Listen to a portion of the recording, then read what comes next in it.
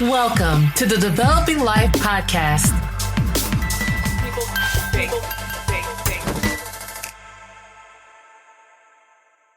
What does it take to define yourself on your own terms, especially in an industry that constantly tries to define you first? Find out what multidisciplinary creative Phillip J. Clayton has to say about this as we welcome him to the Developing Life Podcast. With over 20 years' experience in the industry, Phillip is a brand, design, and marketing consultant and strategic advisor, known for navigating complex brand challenges and transforming them into strategic solutions with a commitment to authentic expression and trust over convention. Phillip has built a life and career defined by purpose, motion, and meaning. His journey began in the fine arts and evolved into a dynamic career spanning advertising, marketing, and brand development.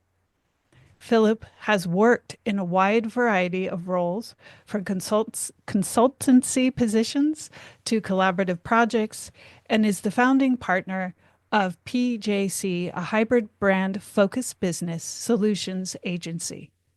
He's also a writer and a member of the PAC Global Leadership Awards International Judging Commission. He lends his insight and experience to help shape the global conversation around branding and design. Through it all, Phillip's work and personal philosophy remain rooted in reclaiming purpose, resisting stagnation, and embracing trust as the foundation for genuine connection. With our host, Davron Bowman, Phillip shares his reflections on identity, legacy, and the ongoing process of defining oneself outside the limitations of societal expectation and what it truly means to build a life and a body of work that refuses to be boxed in. Welcome, Phillip. Thank you for having me. That was lovely. Yes, thank you so much, Heather. Thank you so much for the introduction, Phillip. It is amazing to see you today. Thank you so much for joining us. I personally am excited to dig into your journey today. I have to say that you are probably the most confident designer that I have ever met.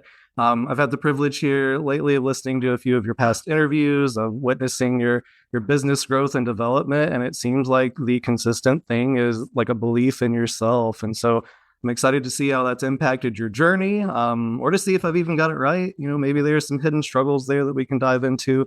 But before we begin, would you like to introduce yourself? I know that your journey is one of evolution. So as of today, who is Phillip J. Clayton? As of today, that's a very interesting question. Don't think I've got that one before. Okay.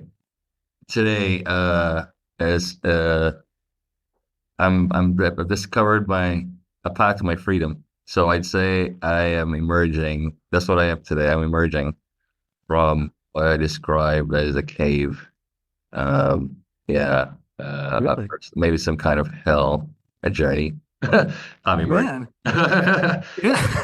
Well, do you want to talk about that a little bit? Because I've followed your journey from COVID until now, especially, and just seeing how, I guess, intelligent and how curated you were about observing both sides of the impact of that, you know, that there's a good and that there is a bad and that we will emerge from it. I mean, is the hell that you're emerging from the past few years, is it more of a recent thing, or can you describe it a little bit for us? I would say this is the 5-year part of what began before COVID for me. Really? COVID shoved me violently into that corner, and I had to figure out how to go forward. If you could imagine a lot of things happening all at once, externally and internally, and then you're left with decisions to make. In my situation, I was forced for the first time in my life to be alone and deal with all of that without anybody helping. Well, you know, eventually you reach out once you get through a certain part, but what happened to me was personal life, things were changing rapidly. Professional life was changing. Then COVID. It wasn't COVID for me. It was all of that, then COVID. And COVID was just a result. Wasn't a microscope into what was happening before COVID. It doesn't reveal. It only revealed the fleeting and frivolous parts of our human behavior and how we manage time and things, right? Yeah. And for me, once that happened, I was like, okay, well, this is it. I'm gonna just go forward with this. And I thought I would have company doing that. That didn't happen. So the personal life was really painful, I guess you'd say. And then I started to reevaluate what work means to me, what kind of life I want to live, what kind of professional experience I want. And does it have to be separated? And I arrived at the gates of hell. Could have been heaven, but for me it was hell. And I opened it. That's what I did. And I wrote a paragraph on a piece of paper. I said, well, hell is not a place. It's a state of perpetual torment. You have to choose to find your way out of it. And when you find your way out, you'll be forever changed. Wow. And I guess this would happen to me. I don't know if it's good or bad. We can never know that till the results coming, but I'm emerging from that hell. And I have lots of clarity. And I feel much calmer, much more at peace. I see a brighter path, a better path, better future. And I see where my personal life experience and work can actually be harmonized. I don't have to feel guilty about thinking about work, or I don't want to work today. I don't have to feel guilty about that. I can just do that. I'll always prioritize what I think is a better benefit. That's basically what my life comes down to. On a spectrum of everything of everything that is horrible and good, or bad and good are really about being appropriate, inappropriate anyway. So that's another thing. Last night I saw. I'm sorry. I watched a series on Netflix called Civil War, and that's my second scariest thing I've seen on any screen outside of V for Vendetta. I don't know, movies scare me. And I'm not scared because of the story told, but because of the tangibility of the story in either current current climate, right? Like muzzle velocity. That's what. So something very small can happen, and its impact is so great that it induces a massive response, and you have to hope it's a good response, right? Or otherwise you're just going to go into chaos. And chaos does breed a lot of good things, but it's really about whether you want to endure that or not, I think. So anyway, that's a sidetrack, but it's kind of the same thing. That's where I am. I'm a detached observer of society and life right now. I feel no compulsion to align myself with anything or anyone. Right. Touched on so many good points there. One, again, just a testament to your confidence. I know so many people, myself included, who would, figuratively walk up to those gates of hell and maybe feel like it's better to leave them closed, but having the courage to recognize that and to move through the fear and just confidently take that next step, and then to see, the impact it's had on your demeanor and your vision and even the strength that you develop from just moving through experiences like that is so powerful. And so I think maybe to connect the past and then start to move into the future, I would love to move into your design journey, what was happening, before 2020. I know that you have been a designer, you've been a consultant for, going on 2 decades plus. I know that there have been a lot of pivots in there. One of the things that really struck me about one of the interviews I listened to that featured you was that you said from the beginning, the vision has been the same and the vision has never changed. And to make a pivot is different than, changing the entity of a brand. So just your connection to the actual soul of even your own personal brand is such a beautiful and powerful thing. So, I mean, what was your design journey like? What inspired it? Fine art inspired it.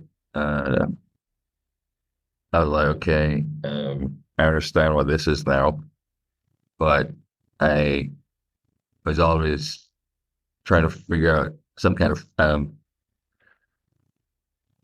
value. Feel this feeling of being valued or acknowledged in some way.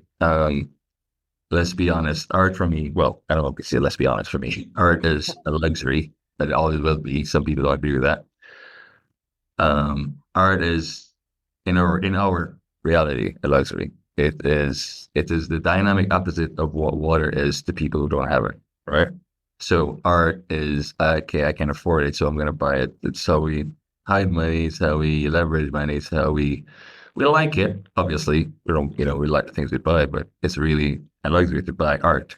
And I said, okay, that's nice. But when I was in high school, they asked me, what would my superpower be? And I said, mind control. Really? Everybody's trying to do strength and flying, and I'm like, no, I want mind control. I never saw myself as a macho man. Never wanted to be. Then it's not desirable.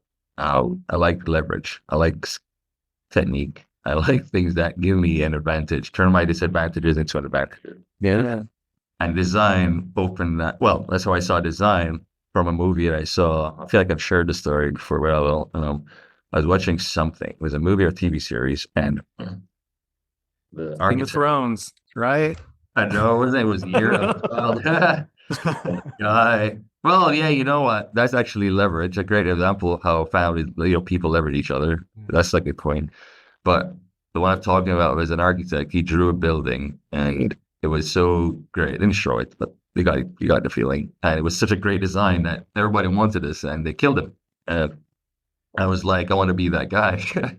And then my friends thought, how wild, probably just say something like that. I was like, it's not the fact that he died. And even if he died, so what? They remembered his drawings, right? The drawings is what his work is what they remembered. That's what they wanted. And when I was a child, I remember putting packages apart, which is probably why I ended up being a judge of packaging design. But I remember pulling it apart. Everything I had, I pulled them apart to see how they work. And then I said, maybe I can do something else with it, or can I fix it? And let's assume that I broke it. Can I fix it? But I was not from a business-oriented family. My family was very creative. I was not from a family of scientists or anything. That's just me. I liked science. I like all these things, but they're all under the title of design, I guess, in terms of process and discovery. And even art fell under there.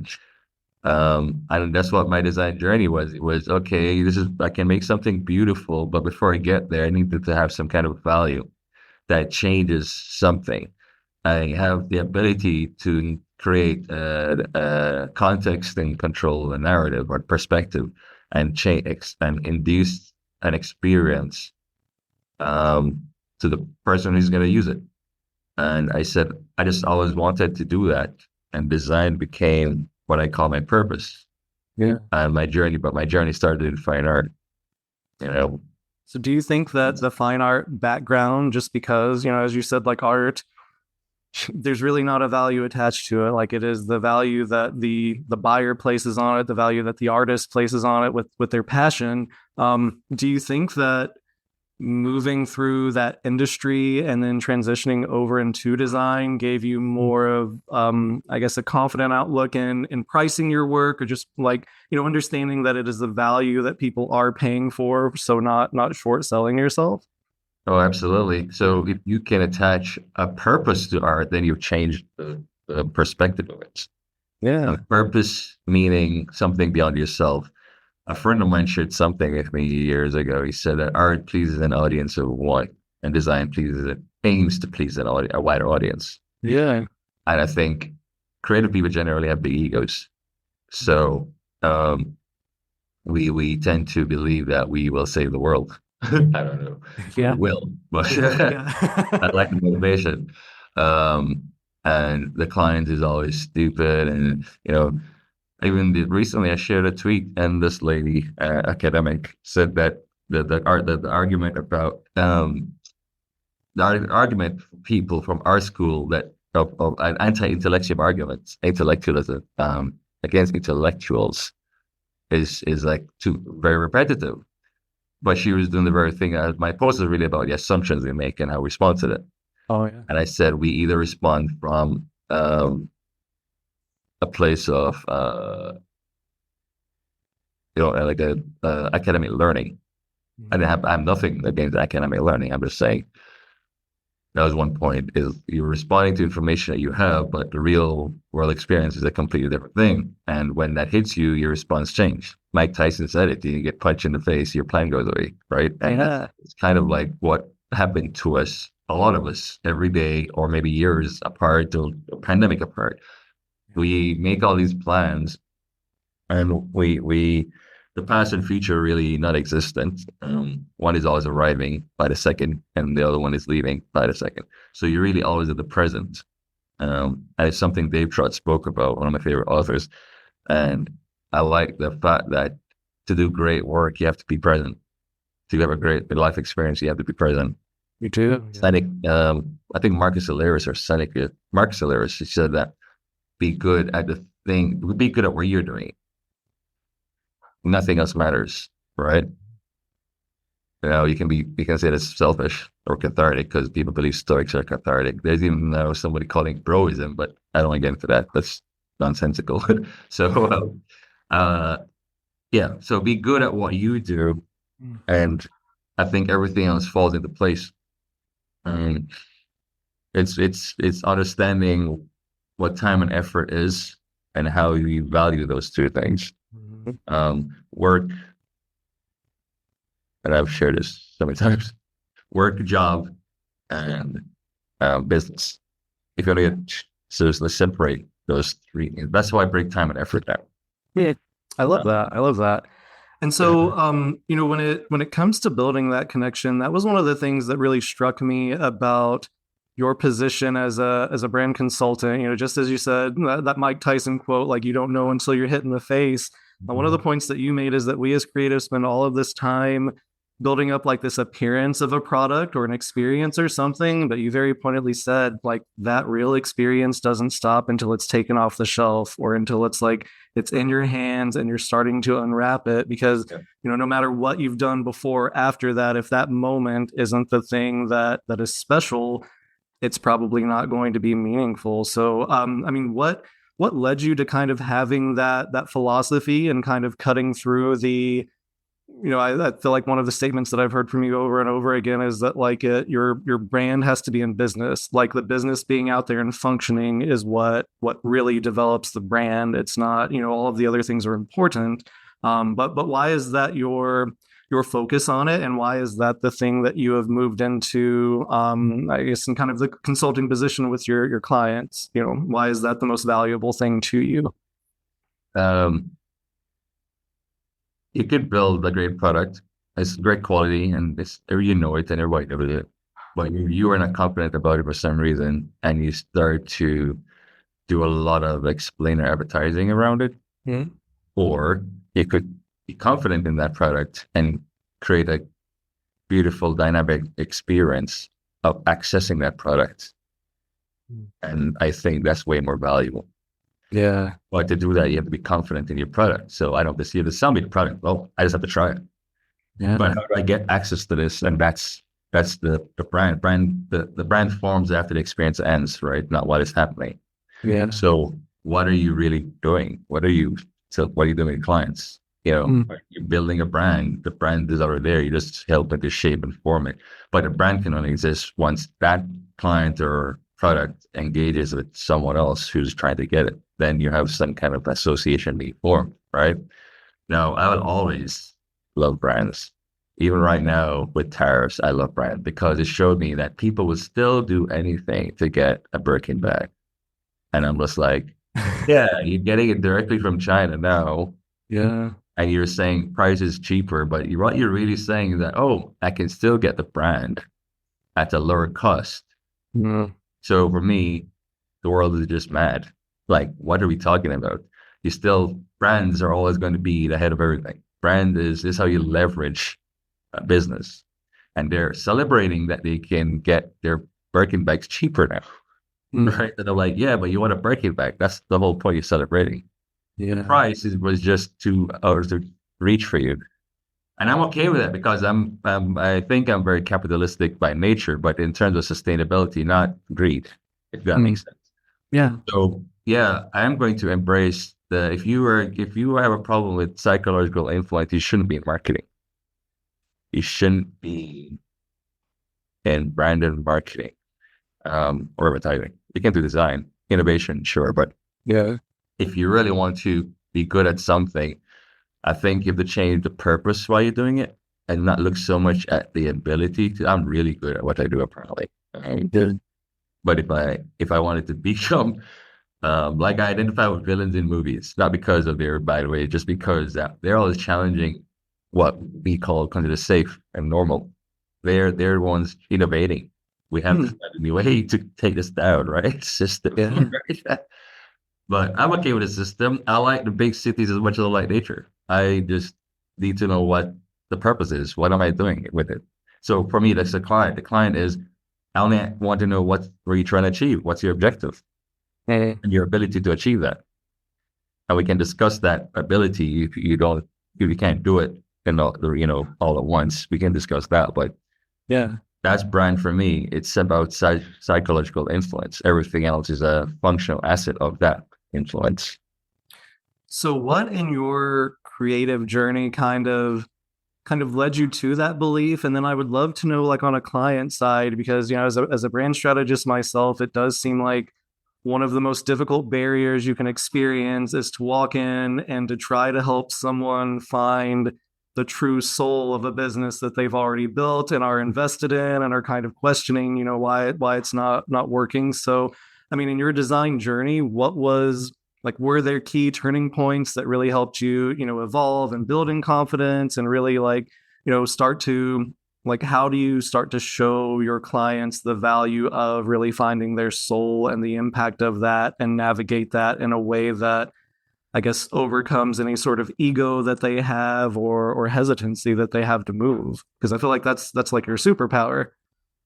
I've been told something similar in different words. I've been called corporate anthropologist. I've been called a fix. And I think it's because I finally, at least I'm starting to learn the function of business and people. And everything from politics to business to entertainment, it's all human. And if you understand human desire and needs and psychology, the brain works in some things, it changes how you do business. And that can be to your benefit or theirs. I don't know what kind of person you are, but the client, the ego. James Baldwin said it best, I think. He said that to have if I remember correct, to have a conversation with someone, you have to reveal yourself. So what we fail to do in society, because we misinterpret the real intention behind the word kindness, what we do is we don't know the history of the word kindness, so we are too nice. We don't set up boundaries and rules of engagement. We try to fix the things after.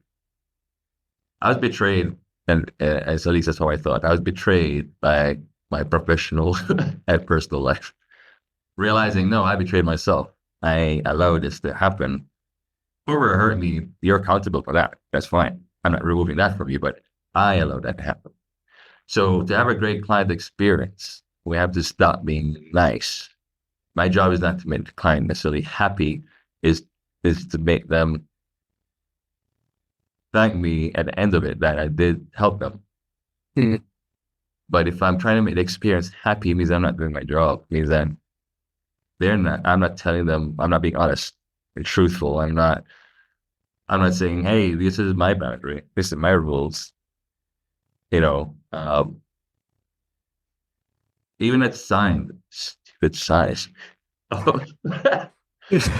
of prices of what's the cost if you do it? What's the cost if they do it? What's the cost? That's not an advantage. That's you selling yourself out, right? I don't want to pay a client. I know what the point is. Don't get me wrong. I understand the sign. I'm just saying, why would I pay a client more money to do it themselves? Why not I take that money and just do it? It means that you have to decide, why are you doing this thing with this person? This is the wrong client. This is just the wrong conversation. So I need to know who the client is, and they need to know who I am.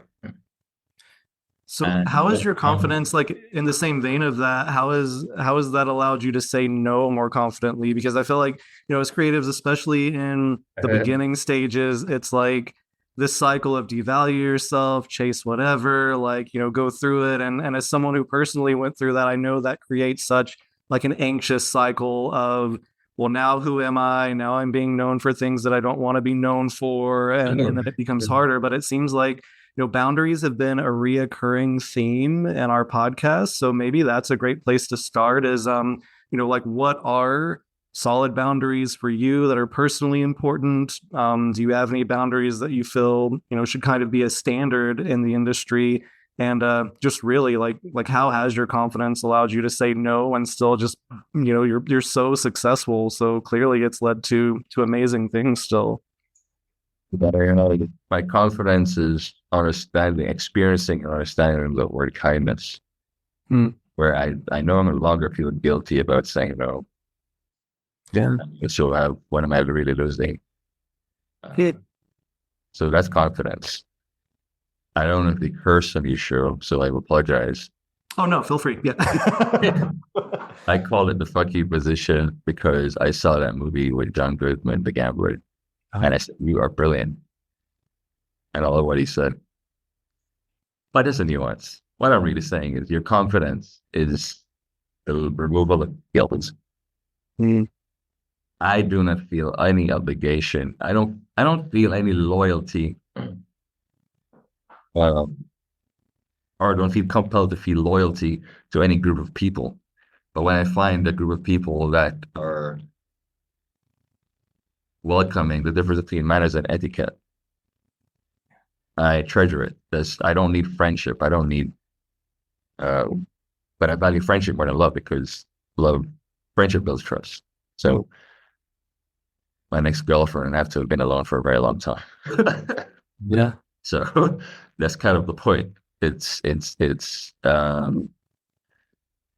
Your confidence is the removal of guilt, where I do not need to feel bad about myself because I don't like what you're saying. I don't like what this experience is. I can get up and walk away.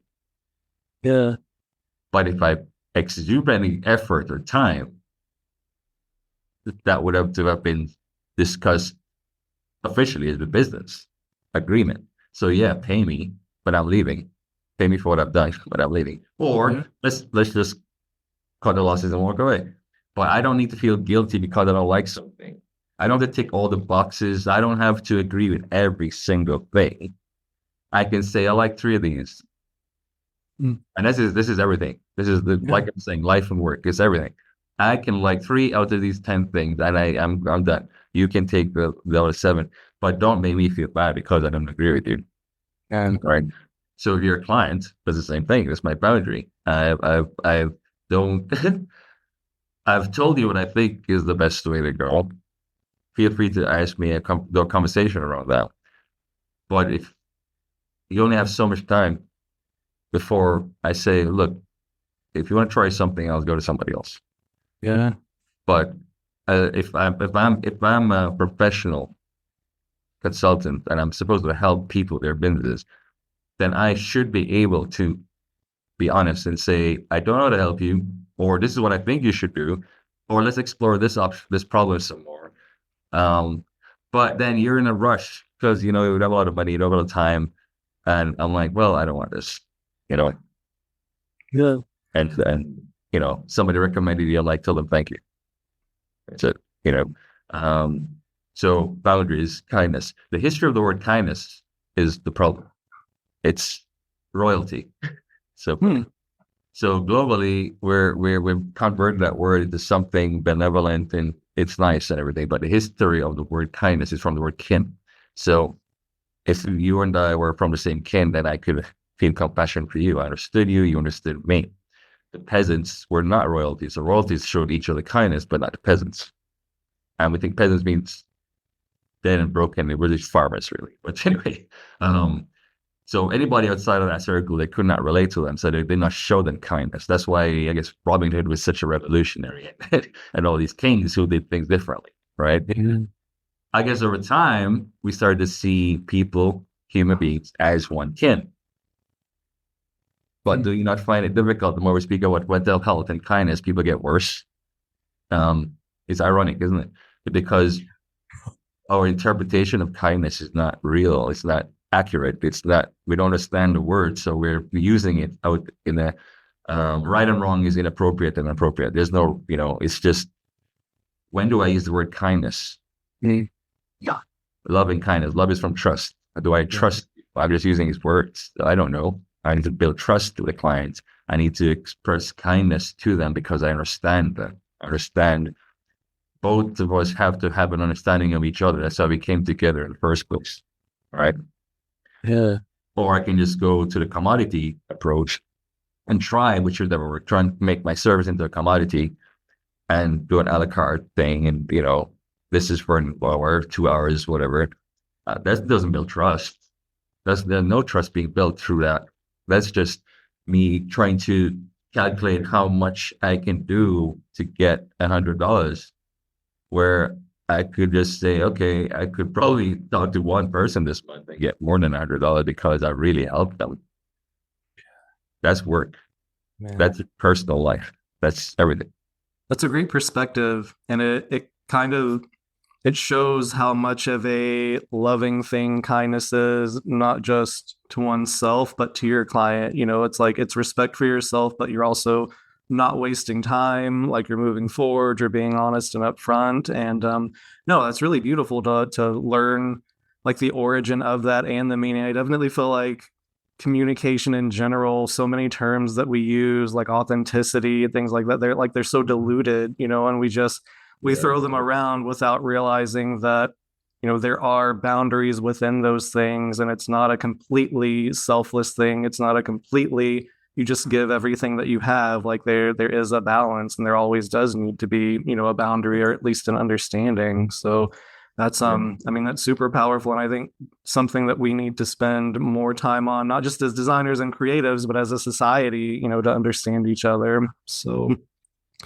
with your focus, your entire career being on like creativity with impact, can you kind of take us through your creative journey, how you've pivoted your brand with the aim on leaving a lasting impact, and really like what that means to you, like the power of the narratives and the designs and the services that you're offering, like what you hope they bring about? I think my impact is still trying to be that architect that got murdered. Yeah, that's a strong goal. Yeah. I don't know. I can never know, but I'm aiming to. When I was 12 years old, I saw my father in his office. He was doing logo design, and I drew PJC on a piece of paper. That's what I did. And I think that this kind of dictated my entire professional life. If to this day, it's still being used because I knew exactly what I wanted to do then. And then slowly, all this, like I'm being foreign to it. I'm trying to form it. And I realized it has nothing to do with work or my personal life necessarily. It's just, it's like when I leave, what's left behind, or like, I don't care what it is, but what's left behind. Like, I don't need to be remembered necessarily, but did I make a lot of people happy? Did I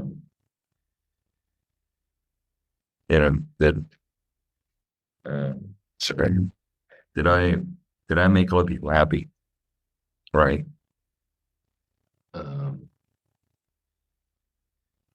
If that's the gift you give, that is the most powerful thing that you could give someone, especially in the day and age that we live in, and those moments of happiness that are deep and like feeling are so scattered, and so short-lived. Yeah.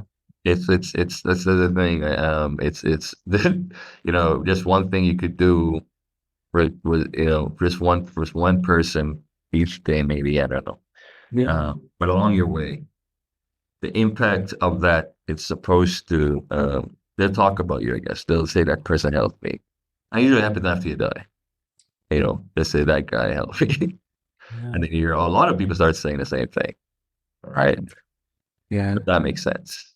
No, I mean, it's kind of like when you were talking about Civil War and how the thing that you're scared of is the tangible reality of that ripple effect, and how, Right. it's something that you're so unconscious of, how one small act could impact and lead up to something huge. And it's scary to think of that on the negative side, but when we think of the beautiful side of that, like it's such a motivation and inspiration. And I mean, like I know right now, just on LinkedIn alone, you've got, 13, 14,000 people following you. You've got 2 decades of a design career, behind you. It's like to consider those little ripples and how they're compounding and how they're adding up and how they're, just off on their own journeys to every part of the world. Like we truly have no idea how far reaching our story and our words and our, commitment to creating impact goes. Yeah. No, I agree. I was invited to be a design judge because of the things I wrote. I was reviewing and critiquing design, and I read my articles, and then other people interviewed me as well. I guess that was shared. Yeah. And I think of all my achievements, that was my, I guess, most valuable, for me, valuable professional achievement, the responsibility that comes with being a design judge.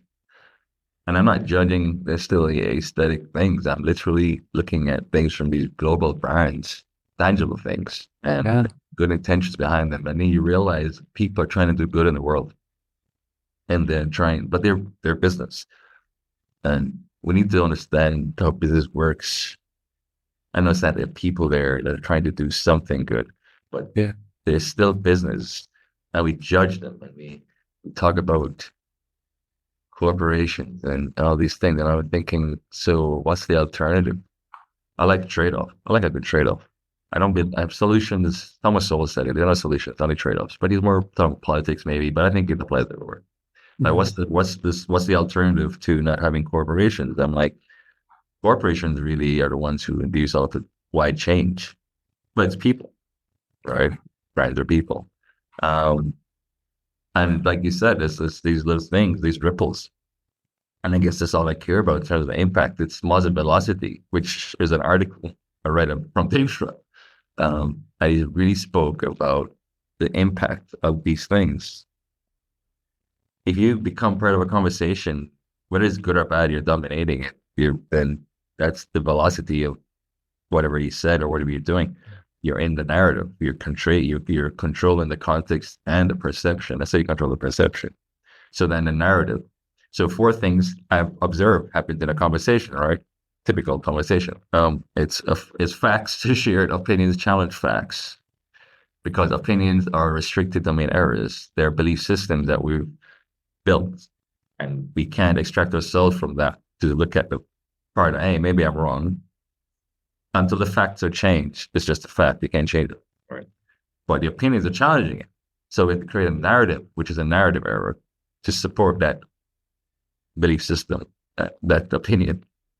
So the narratives, so when you're in a conversation or debate, you have to really just think about who you're talking to and what they're saying. Are you trying to convince them of something, or are you just trying to share something? If I'm sharing something, then I've done that, and I'm leaving.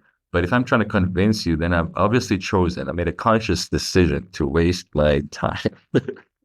That's a good way to put it, yeah. Right? And that's what these politicians and business owners and people that's what they do. They're trying to convince you. But I'm like, they could do it a different way. But again, I'm not trying to save the world. I'd love to.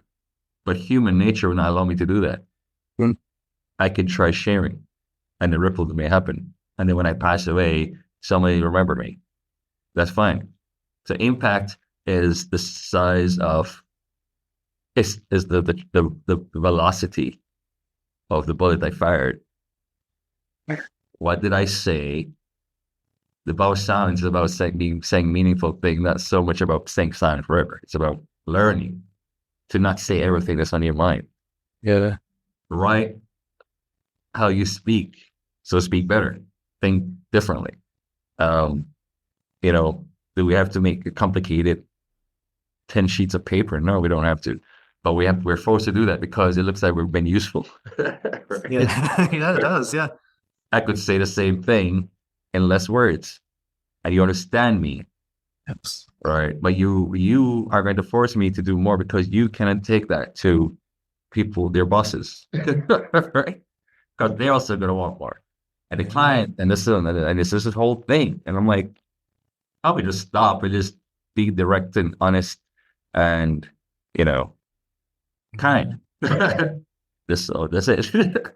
So, I mean, like in that vein, and I know this might be a unique discussion for most of us because you just exude confidence, like you have had the vision and you have moved forward with it in just a very courageous manner.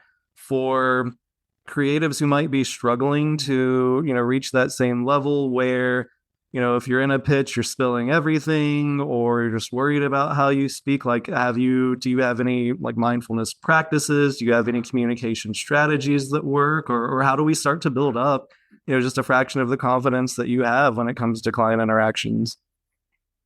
And you have to, I think, so I have 6 things. I'm sure you've probably heard them before. I've shared them before. It's something. I think if you, as understanding and acknowledging that you're a person, what's just like the product of the whole experience thing, the product thing. So stop looking at yourself as this. You're a quality product. You're going to create that experience around you. You're going to curate the experience around you. What are the rules to access you? How do people access you? You have to first. So you have to acknowledge yourself as that, something worthy of time and other people's time and your time, and forgive yourself. So 6 things: discipline in what we do. So become good at what you do. And that will constantly be going. That's your life's work. Whatever it is, you're going to be constantly developing that. The more you do that, then you're building confidence in your skills. So your skill builds confidence in you as a person, because now you know you can do something. There's no argument there. You're good at it. Patience. Patience is a very important thing to practice. Patience with yourself and other people. Patience means you wait for results. You do not rush them. Your confidence, I always talked about it. Action, take an action, leave it. Don't interfere with it.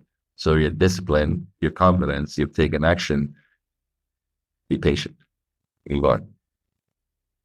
The third one would be kindness.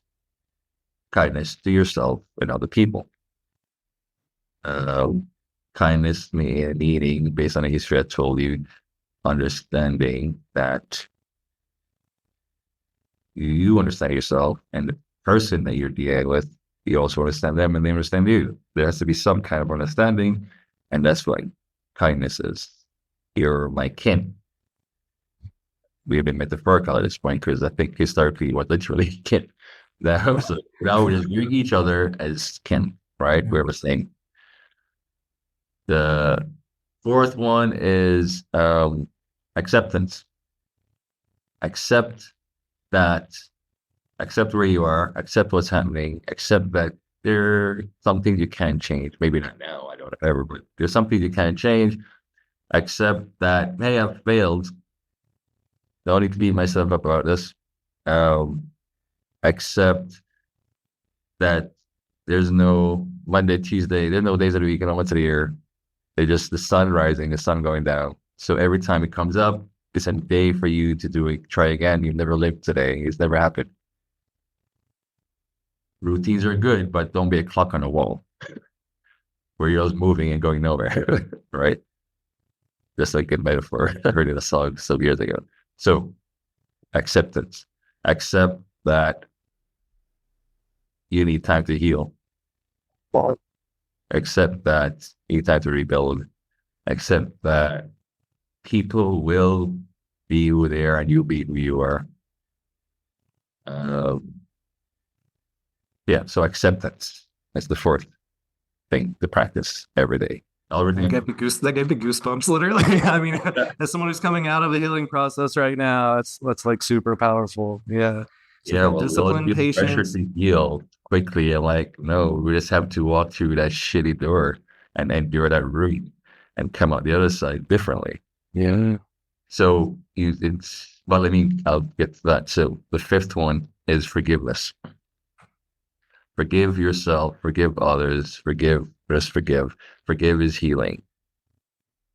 And let go. That's the last one. When you get through all of that, you can let go. You can't let go if you can do all of that. Man, that is that's a beautiful process. It's so hard to work through, but I love that you're showing up as a testament to the proof of what that brings you, because especially when we're in those scenarios where things are chaotic or the pain is real or it's fresh, we lose sight of the other side of that. And we try to start rushing through these steps, and running away or rushing through is not the same as healing. And the results from those two different paths are extremely different things. So. And the last three is really where I think the change happens once you get into acceptance.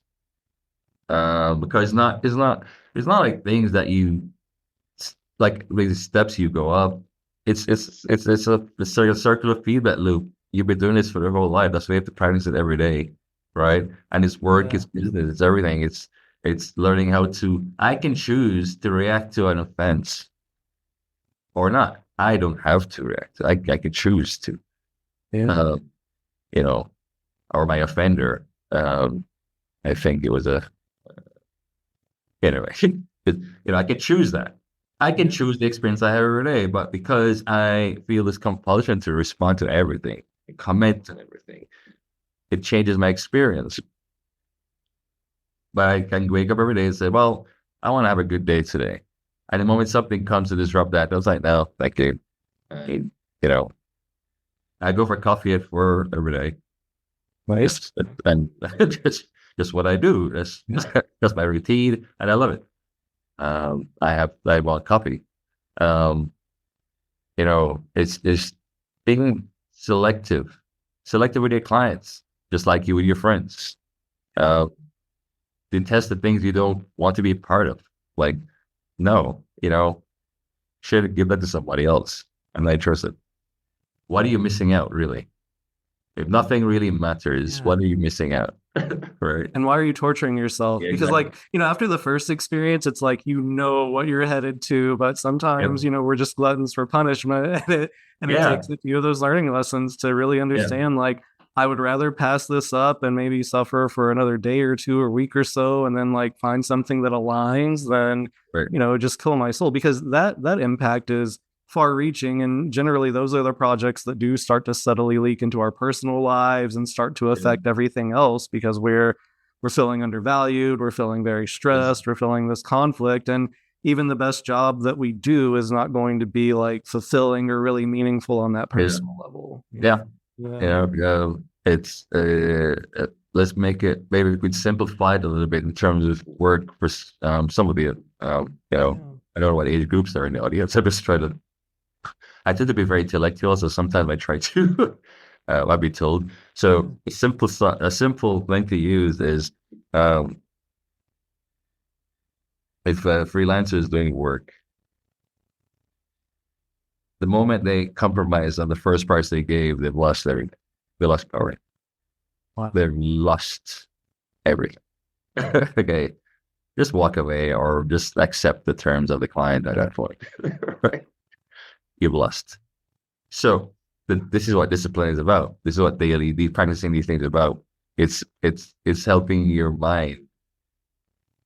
Your mind changes when your brain changes. I understand science said that your brain physically changes when you experience something new, new knowledge. So your mind changes because your mind's not tangible, but your mind apparently changes from physical change. So that means everything you're doing, the physical impact affects the intangible value or experience of who you are. So to be confident, people message me on LinkedIn, you'd be surprised how many messages I get on LinkedIn about prices and how do I do this and that, right? Yeah.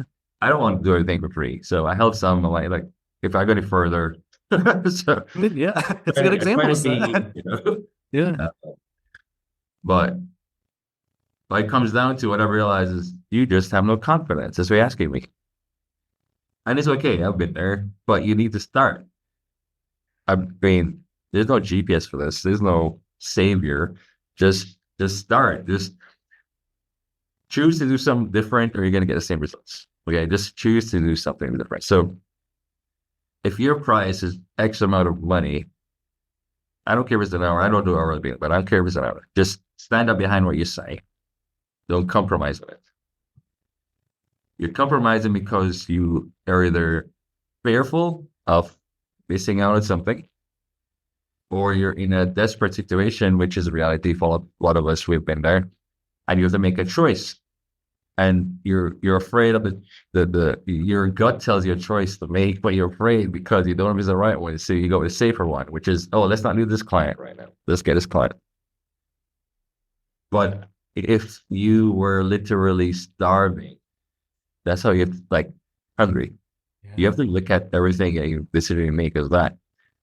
If I was hungry, what the decision I'd make here, even food was being offered to me, like who's giving me that food? That's how my brain works. Who's giving that to me? Right? Well, yeah. Can I endure longer? Probably. You know, I don't know if it's gonna come again, but maybe. All right. Because it comes down to your decisions and being accountable. Owning your decisions. Let's say extreme version of that is this is what I mean by the fuck you position. It's when you can say that, it means that you have nothing left to lose, or if you lose everything, you don't care. I don't know, but it's a great powerful place to be in your life when you have that. And I think that's what the confidence is. So the things that I've shared was that's what they're about. If you practice them every day, then your brain starts to change, perspective, your perception, your mindset. Growth starts happening. So you're seeing the changes. Like exercise, you don't see the results immediately, but when you see the results, I promise you, well, I do. But I know people who do abs every day, when they see it, they're like, wow, they never stop. That was vanity. Yeah. Without looking in the mirror, right? Yeah. So this is what practice does. Well, they said perfect practice, not just practice. It's a nuance, but it's just about doing the things that are beneficial for once.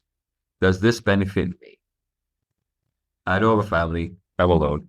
You have a family? Does this benefit us? How does this? Can I make my family feel some pain for a while to get this? They'll thank me later. Yeah. Okay. Yeah.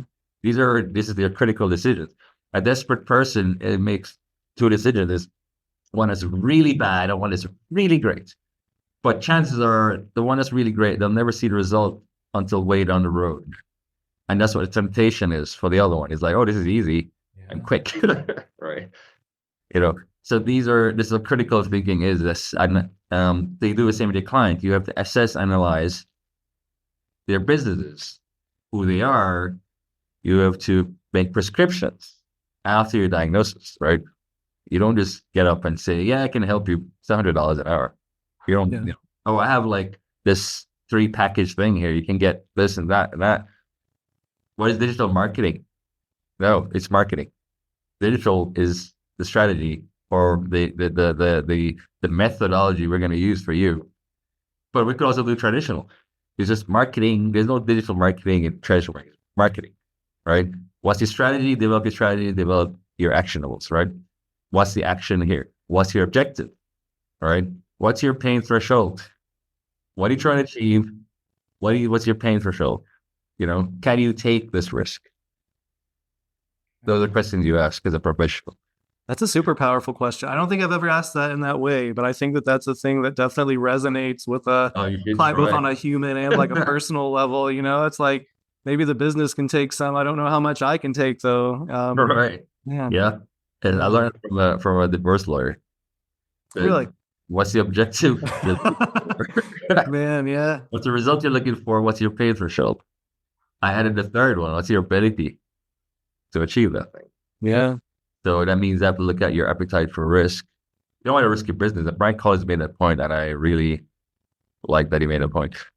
I talk about the ability to take risk, but it is important to understand people don't want to risk their businesses. That's not what I mean by taking a risk. What I mean by taking a risk is your appetite for risk is the ability to do it. So you have the ability, financial ability to say, okay, well, if I lose, it's not so bad. This is what I can lose. That's how you talk to clients about risk. You don't just tell them they go risk their money, right? Yeah. I know people are doing that. No, you don't. You can't. You're a consultant. What do you know? You don't run a business. You don't go up at this place and tell them how to run a business. No, this is what they're trying to achieve. So, okay, well, this is what it's going to probably cost you to do that. So is that something you think you can take on? But they're trying to be bold and different. They're business owners, but they don't risk their business. They're trying to be bold and different. They are, but it's easier to stay where they are sometimes because they don't know how to do that. And it's your job. That's the consultant. That's what your job is. Right. So, part of I wanted to just drop this in a little bit. Please do. I don't normally do this because I have good bad compliments receiving them, but I want to thank Christo and Brian Collins. Those two reached out to me in a very dark time, but it was mentioning way back. Yeah. And it said something to me that helped. So to that point, I say also try and surround yourself with people who actually give a fuck, will say the right things to you. I guess it's all post that they reached out to me. So I guess that's how bad it was. You've got a lot of lovers of Christo in this room too, and I'm sure that we're all probably those not on camera are probably looking at Brian Collins right now and adding him. So, I mean, it's. I guess I was trying to avoid that, but maybe they'll be fine with it. I will mention them because of their positions and their notoriety, I guess. So people know that it happens at all levels where people actually can reach out to you. And I think it's about revealing yourself, but not making yourself too vulnerable to the point where the wrong people do. But vulnerability, that was something Brian discussed and I discussed. And Christo reminded me of the light at the end of the tunnel. You're not seeing it. You don't have to see it. You don't know it's going to end, but it does. Pain is a symptom, I say. You have to treat the cause, not a symptom.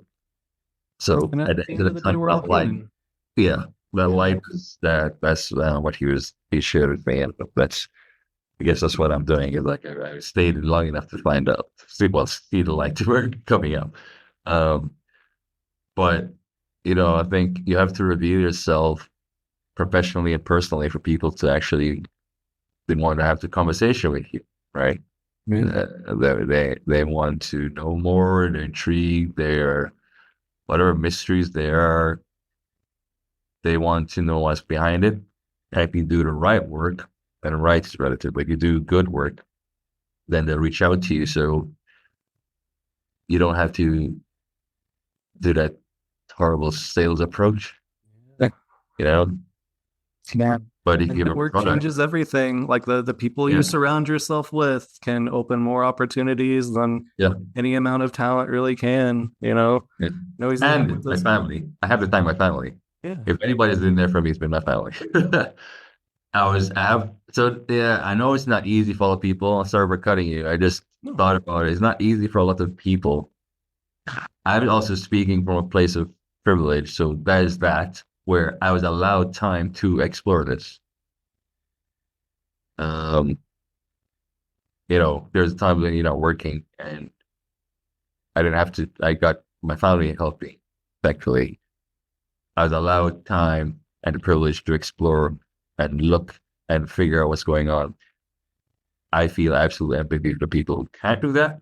Yeah. But still, I believe everything I said, I believe in everything I've shared is about finding a way to do it. Even if you don't have that ability or privilege, just find a way to do those things and it will be better. And it's not like my family is giving me money every day, whatever. I mean, they supported me regarding encouragement. I still had to go and do my own ways of, whether it's a small gig or whatever. Survival is what you do, and then you get back to your position. But survival is always going to, that's different. But you need to have people around you that encourage you, and that make you feel bad or horrible about yourself. I could discuss the numerous figures that I've made and the numerous figures that I've lost and the numerous opportunities. And not every offers an opportunity anyway. I could talk about all that, but it doesn't matter. We're all on our journey. We're all. It's just that. Why kick a dead horse? Sometimes you have to just get up and say, "I'm leaving. This is that." Yeah. Or why beat somebody down when they're down? Just choose to be different. I guess is the old theme here. Yeah.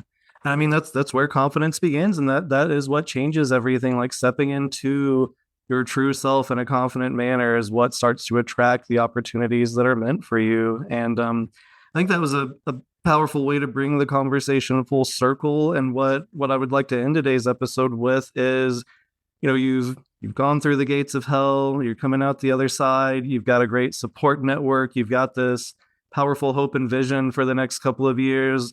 What does that look like for you? And then in the meantime, where can we find you? How can we support you throughout this journey? I'll probably have a website back up at some point, but for now, it's the big four: LinkedIn, Instagram, Facebook, and Twitter. Yeah. So, and I'm on Threads as well. I like Threads. I like that I could do little captions there. So I'm on Threads, but Instagram is fine. Outside of that, it's Medium. I write on Medium under Phillip J. Yeah. And the future for me is I was told based on some kind of there's a conversation with a friend of mine, but he's a very benevolent creature, and he said, "You're searching for freedom and meaning." So that's my future. Well, freedom and meaning. And I live in a bubble where everything that I do is in there, and I need to be very selective with who I let in to participate in it. But the freedom for me to discriminate against what I don't want to do, not people, see that word again. We should be able to discriminate, but we've chosen to discriminate against people. So maybe that's the wrong word for me to use. I just climate as well. Freedom to the freedom to live and work on something that is a lot larger than me, significantly larger than me. Yeah. I like to be in design innovation, something in packaging, the future of packaging. Hopefully that's what it would be. Good doing. And the meaning of life is us, is me. It's not something we search for. We are doing it every day we wake up. That's the clarity I've had. So, that's meaning. Every day you wake up, you've created meaning. That's it. That's my future. That is such a powerful future. And I love that you're leaving yourself open to just moving through it. And especially with the framework that you gave us of, discipline, and especially the patience, that is, I feel like you were speaking to me directly when we were talking about patience, but it is the hardest thing to. Well, we've all been there, right? Yeah. but yeah, no, to really just understand the power of your passion. And I think that, yeah, definitely from this interaction, this conversation, just keeping in mind that ripple effect and just how expansive it can be and how many people it can touch and how many things it can influence is just amazing. So, well, I'm just happy to leave something valuable. I think otherwise I'm a bad brand experience. Yeah. Happiness is a great legacy to leave. I mean, that was one of the most powerful things that anyone could leave. So definitely on the right course. we're excited to see where the journey takes you. And I sincerely appreciate your time. I know that you're traveling around. I know that you're juggling multiple time zones. Like it's so good to connect with you. I've always appreciated your support in previous episodes and, you know, our conversations after our guests have stepped out, and now to be able to explore your journey and to have taken the last, you know, couple of weeks to really delve into it. You know, 100%, you have been such an inspiration to me, and I'm grateful to be connected, and so appreciative of the motivation and the inspirational words from today. So I'm really grateful, and oh man, I have your cherry effort for going through that research. yeah. My website's down, so I don't, you know, I have them saved, but I didn't really put them anywhere. But I thank you for having me on, of course. You know, and understand. I think some time ago, I think Heather and I had a conversation about it. Success is a constant everyday thing. You know, once you're achieving things you're doing every day, you're being successful. It's not financial. Financial, I've had that, but it's not that. It's people like to feel needed and acknowledged. They want to be valuable, feel valuable. And I think if you don't feel valuable, you're not being successful as a person, because you're in the wrong rooms. And you have to be better to yourself. Man. Go where you're wanted, not where you're needed. You can be needed, but go where you wanted. Oh, okay. Everyone will be much happier. Like, go with the people who want you around, and they probably want you around for a reason. You know? Yeah.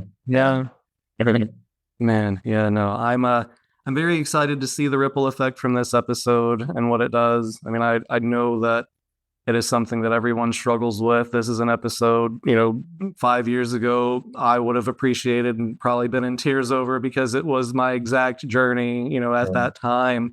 And like I said, just to see the example that you're setting in your creative journey, it's like, it's amazing. So sorry. Yeah. And I just realized it turned on the power bar. Like I'm like, you're good. I was going to turn it on. No, we're all good. But yeah, no, Philip, I want to be respectful of your time. I'm really appreciative of you joining us for episode 36. Definitely hope that you join us for a few more episodes, you know, for guests, for some behind the scenes conversation. And then you know, I'd love to check in with you a few months down the road, just to see where this new journey of, you know, just freedom and stability and actually meet you. Yeah. No, that's fine. Well, you see me posting anyway, most likely. But yeah, feel free to check in. You know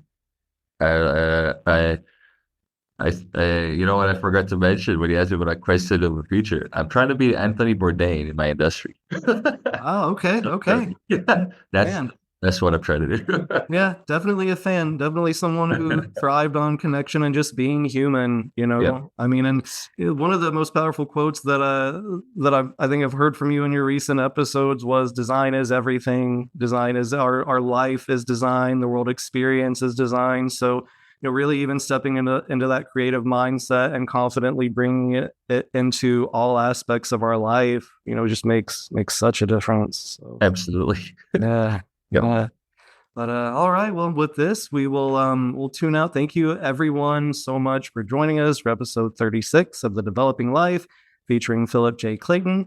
We'll have a replay available soon after if you'd like to rewatch and take notes, or you know, just spend some time with some of the amazing points that were made throughout this discussion. So Phillip will make sure that in our episode description, we've got all of the links for people to be able to connect with you and to continue to support you.